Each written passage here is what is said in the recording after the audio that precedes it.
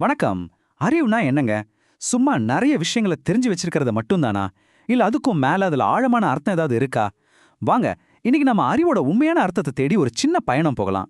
ஒரு விஷயத்த மேலோட்டமா தெரிஞ்சுக்கிறதுக்கும், அத ஆழமா உணர்ந்து புரிஞ்சுக்கிறதுக்கும் நடுவுல இருக்கிற அந்த பெரிய வித்தியாசத்த நம்ம பார்க்க போறோம். வாங்க, இந்த பயணத்த இப்பவே ஆரம்பிக்கலாம். முதல்ல ஒரு ஆச்சரியமான விஷயத்துல இருந்து ஆரம்பிப்போம். அறிவு எங்கிருந்து தொடங்குதுன்னு நினைக்கிறீங்க? நம்மளோட அறியாமையிலிருந்து தாங்க. ஆமா, எனக்கு இது தெரியாது அப்படின்னு நாம எப்போ ஒத்துக்கிறோமோ, அந்த புள்ளிலிருந்து தான் உண்மையான அறிவை நோக்கிய தேடலே தொடங்குது. பாருங்க, இந்த அறிவுங்கிறது ஒருத்தருக்கோ ஒரு நாட்டுக்கோ மட்டும் சொந்தமான விஷயம் கிடையாது. யோசிச்சு பாருங்க, விமானம், ரேடியோ, முக்கியமான மருந்துகள் இதெல்லாம் ஒரு நாட்டுல கண்டுபிடிக்கப்பட்டிருக்கலாம். ஆனா அதோட பலன் எல்லா மனிதர்களுக்கும் பொதுவானது. அதனால அறிவுங்கிறது மனிதகுல முழுமைக்கும் சொந்தமான ஒரு பெரிய பொக்கிஷம். சரி, இப்போ நம்ம பயணத்தோட முதல் பகுதிக்குள்ள போகலாம். அறிவோட ஆரம்பம் எங்கே இருக்கு, அதோட ஆணிவேர் என்ன அப்படிங்கறத கொஞ்சம் விரிவா பார்ப்போம். இந்த ஸ்லைட்ல பாருங்களேன், எவ்வளவு அழகா சொல்லியிருக்கு. ஒரு சின்ன மழை துளி தான் சேர்ந்து பெரிய கடலா மாறுது. ஒரு சின்ன விதை தான் வளர்ந்து பிரம்மாண்டமான மரமா நிக்குது. அதே மாதிரி தாங்க, எனக்கு தெரியாதேங்கிற அந்த அறியாமையில இருந்து தான் ஆழமான அறிவு பிறக்குது. எல்லா பெரிய விஷயத்துக்கும் ஒரு சின்ன தொடக்கம் கண்டிப்பா இருக்கு. ஓகே, அறிவு அறியாமையிலிருந்து தொடங்குதுன்னு பார்த்தோம். ஆனா இந்த உலகத்துல இருக்கிற உயிரினங்கள் எப்படி இந்த உலகத்தை உணருது? இத புரிஞ்சுக்கிறதுக்கு நம்ம பழங்கால தமிழறிஞர் தொல்காப்பியர் வகுத்து கொடுத்த ஒரு அற்புதமான கட்டமைப்பை இப்ப நாம பார்க்க போறோம். தொல்காப்பியர் உயிரினங்களோட உணர்திறனை இந்த 6 படிகளா பிரிச்சிருக்கார். முதல் அறிவு, அதாவது ஓர் அறிவுங்கிறது தொடு உணர்வு மட்டும் கொண்டது. அதோட சுவை சேரும்போது அது ஈரறிவு. அப்புறம் நுகர்தல், பார்வை, கேட்டல்னு ஒவ்வொரு புலனா சேர சேர அறிவோட நிலையும் உயர்ந்துட்டே போகுது. இந்த 5 அறிவுகளுக்கும் மேல 6வதா வர்றதுதான் பகுத்தறிவு, அதாவது நம்ம மனம். இந்த மனம்தான் மத்த 5 அறிவுகளையும் கட்டுப்படுத்தி நல்லது கெட்டதை பிரிச்சு பார்த்து மனிதனை மத்த எல்லா உயிரினங்கள்ல இருந்தும் தனித்துவமா காட்டுது.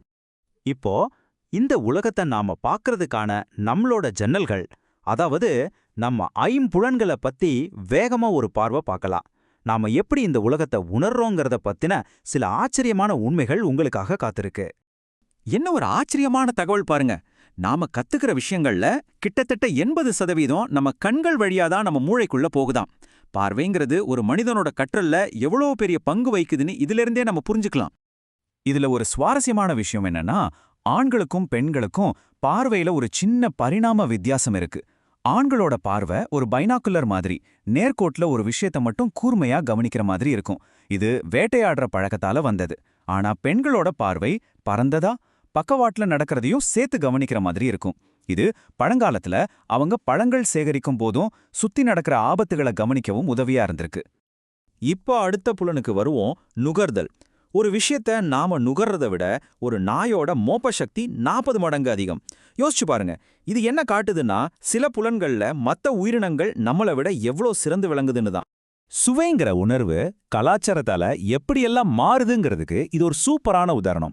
முன்னொரு காலத்துல இங்கிலாந்துல எலிசபெத் ராணி அதிகமா சர்க்கரை சாப்பிட்டதுனால அவங்க பற்கள் கருப்பா இருந்துச்சு.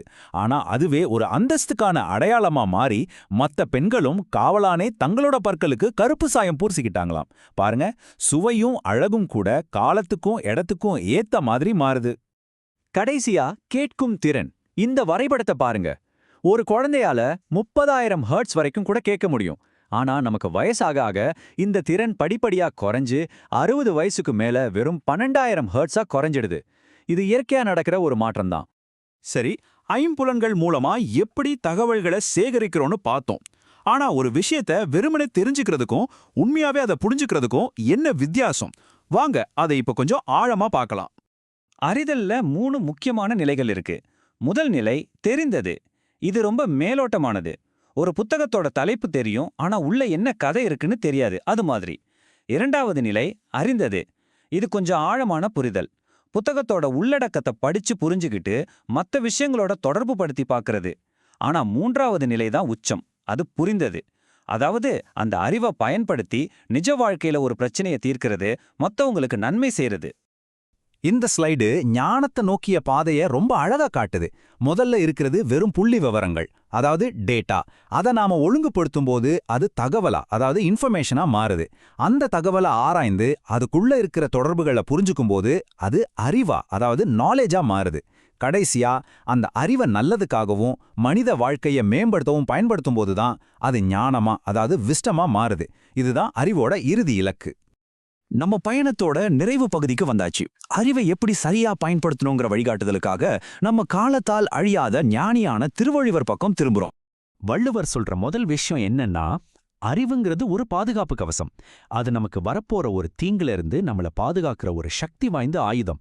அறிவை பயன்படுத்தி வரக்கூடிய ஆபத்துகளை முன்கூட்டியே தடுத்து நிறுத்த முடியும். இது ரொம்ப ரொம்ப முக்கியமான ஒரு கருத்து.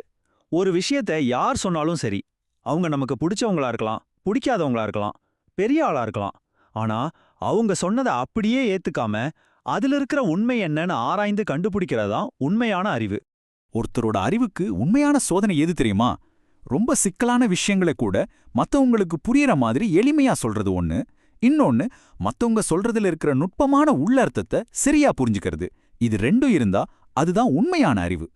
இறுதியா வள்ளுவர் சொல்ற உச்சக்கட்டமான கருத்து இதுதான்: அறிவுடையார் எல்லாம் உடையார். இதோட அர்த்தம், அறிவு இருக்கிறவங்க கிட்ட உலகத்துல இருக்கிற எல்லாமே இருக்கிற மாதிரி தான் அர்த்தம். ஏன்னா உண்மையான செல்வம் பணம் பொருள் இல்லைங்க, அறிவுதான். அந்த அறிவு நம்மகிட்ட இருப்பதை வச்சு எப்படி ஒரு நிறைவான சந்தோஷமான வாழ்க்கையை வாழணும்னு நமக்கு வழிகாட்டும். அறிவுடையவங்க எல்லாம் உடையவங்க தான்னு வள்ளுவர் சொல்லிட்டார். அப்போ உங்ககிட்ட இருக்கிற அறிவை நீங்க எதுக்காக பயன்படுத்துறீங்க? இந்த கேள்வியோட உங்களை சிந்திக்க விட்டு இந்த விளக்க உரையை நான் முடிக்கிறேன். யோசிச்சு பாருங்க.